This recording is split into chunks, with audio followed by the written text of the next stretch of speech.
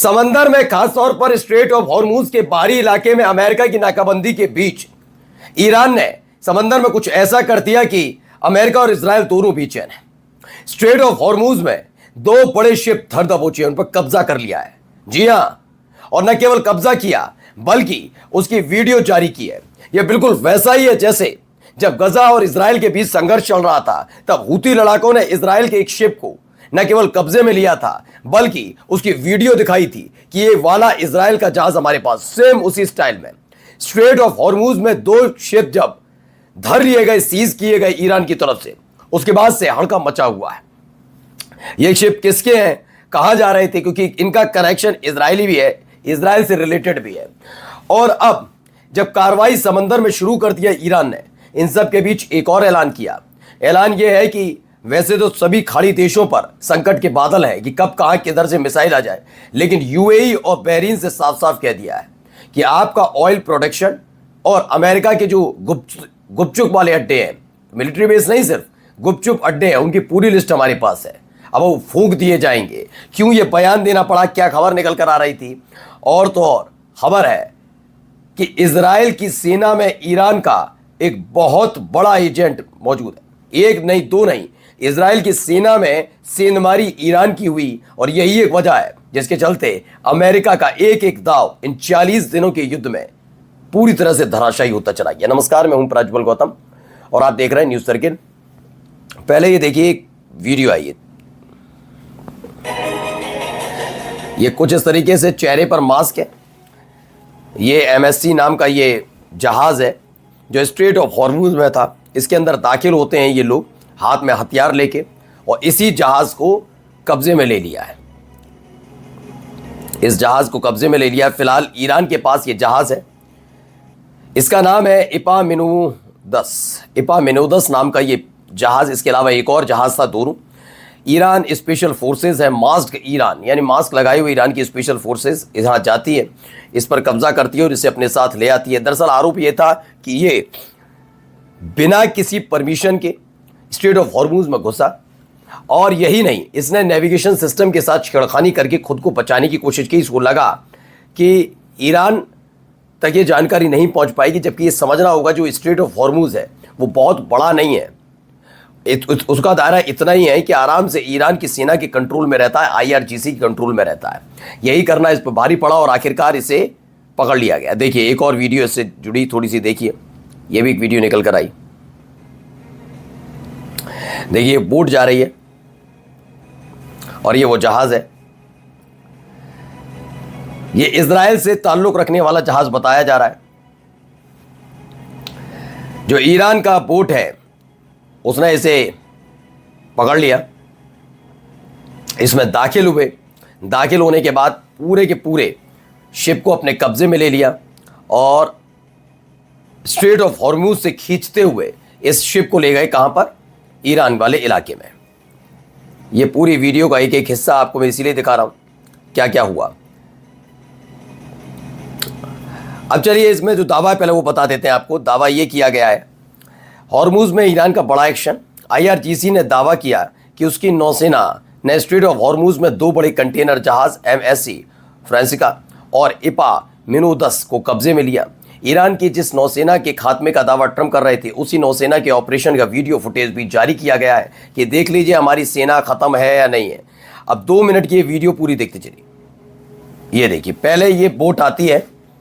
MSC नाम के इस जहाज को चेतावनी दी जाती है क्योंकि नेविगेशन सिस्टम से इसने छेड़खानी की थी। फिर इसके एक साइड वाले इलाके में आते हैं।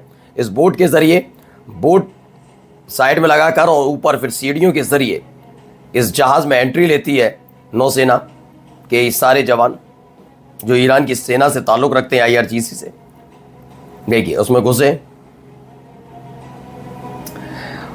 और इसमें दाखिल होने के बाद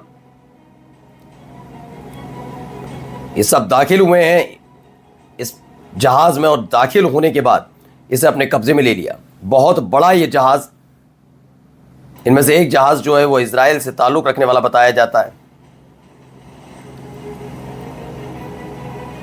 ये कितना बड़ा जहाज है, सोचिए। कितनी छोटी शिप बोट है ये, बहुत घातक बताई जाती है ईरान की। फिलहाल इसके जरिए से कैप्चर कर लिया गया। अब आइए अगली खबर पर। खबर है, Iran has announce that it targeted A US intelligence centre and oil refineries in the UAE and Bahrain. Iran ने ऐलान कर दिया है कि वो अमेरिका के इंटेलिजेंस सेंटर है और ऑयल रिफाइनरीज पर हमला करेगी यूएई और बहरीन में। हमले का उसने पहले ही ऐलान कर दिया, बिल्कुल उसी तर्ज पर जब इजराइल और अमेरिका ने ईरान पर हमला करने का प्रोग्राम बना रहे थे, तब भी ईरान ने यही कहा था कि आप तैयार रहिएगा, आप हमारे पड़ोसी देश, हमारे दुश्मन नहीं, हमारे दोस्त हैं। लेकिन आपकी सबसे बड़ी गलती यह है कि आपके यहाँ अमेरिकी बेस कैंप है, उसको हम बख्शेंगे नहीं, हम उसे छोड़ेंगे नहीं, ये क्लियर पहले ही कर दिया था। और उसके बाद ताबड़तोड़ हमले हुए थे, हमने वो भी आपको दिखाए थे कि जब 28 फरवरी को हमला किया था। इस बार भी कहा जा रहा है कि सीज फायर खत्म हो चुका है। कोई भी गलती अगर अमेरिका की तरफ से की गई तो उसका खामियाजा अरब देशों को भी उठाना पड़ेगा, या वहाँ बनी हुई ऑयल रिफाइनरी भी अब उनके रडार पर है। वरना आप चाहें तो बोरिया बिस्तरा बनवा दीजिए अमेरिकन सैनिकों का। हम देख रहे थे कि 40 दिनों के युद्ध में क्या हुआ। एफ सीरीज के जो सबसे खूंखार फाइटर जेट बताए जाते हैं अमेरिका के, वो गिर रहे थे नहीं गिर रहे थे। अब देखिए यहाँ क्या कहानी है। 2 Israeli air force engineer arrested. Israeli air force engineer for sending classified information on F-15 fighter jet to Iran. They were working at Tel Nof Air Base near Ashdod. They allegedly transferred technical documents and training photos to Iran. दावा किया जा रहा है कि Iran की सेंधमारी Israel की सेना में है। इन्होंने ईरान को F-15 फाइटर जेट जो है अमेरिका का लेकिन इजराइल को दे रखा है, उसके कई फोटोज उपलब्ध कराई थी कि इजराइल की सेना कैसे तैयारी कर रही है, क्या क्या खामियां हैं F-15 की, कैसे इस पर अटैक किया जा सकता है। सारी रणनीति ईरान ने इसी तरह के अपने खुफिया सूत्रों के आधार पर बनाई थी। अब खबर निकल कर आई है लेबनान को लेकर भी। अमेरिका की एम्बेसी ने बेरूत को, जो बेरूत में अमेरिकन एम्बेसी है, उसने कहा है American to leave Lebanon immediately, combined with the state department warning for residents to get out of Iran. ऐसे में लगातार गंभीरता ही बनती जा रही है, मतलब हालात तनाव बन रहे हैं, क्योंकि हिजबुल्लाह ने भी ऐलान कर दिया है कि लेबनान के साथ इजराइल का सीज फायर हो सकता है। लेकिन लेबनान की जनता को जिस तरीके से टारगेट कर रही है इजराइल की सेना, उस पर लेबनान की सेना की शांति, लेबनान की सरकार की शांति बर्दाश्त नहीं, हमले किए जाएंगे। इससे अमेरिका घबराया और लेबनान में जो अमेरिका का दूतावास है वहाँ से अपने नागरिकों के लिए अमेरिकन से कहा है कि जल्द से जल्द लेबनान छोड़ दिया जाए। एक तरफ दावा किया जाता है सब कुछ खत्म हो गया, ईरान के पास नेवी नहीं है, आर्मी नहीं है, बम नहीं है, गोला नहीं है, बारूद नहीं है, कुछ नहीं है। और यह देखिए क्या कह रहे हैं, IRIB न्यूज़ की खबर है, ज़रा सुनिए। نیروی دریایی که مدعیاً از بین رفته امروز استوار و محکم ایستاده و فاصله 230 तो commander in chief of Iran arm forces Amir Hatami, they say they have destroy the Iranian army. वो कहते हैं वो दावा कर रहे हैं कि उन्होंने ईरान की आर्मी को ख़त्म कर दिया, जबकि ईरान की आर्मी पहले से ज़्यादा मजबूत और दमदार हुई है। इसी वजह से जो दुश्मन है वो हमसे 300 किलोमीटर दूर रहता है, यही इसकी वजह है, वो ऐसा दावा कर रहे हैं। और अमेरिका की डिफेंस इंटेलिजेंस एजेंसी ने भी कह दिया है, उन्होंने कहा है कि ईरान के पास मिसाइलों का भी भारी भरकम जखीरा है। ABC रिपोर्ट के मुताबिक ये US डिफेंस इंटेलिजेंस एजेंसी के चीफ का दावा है। नमस्कार।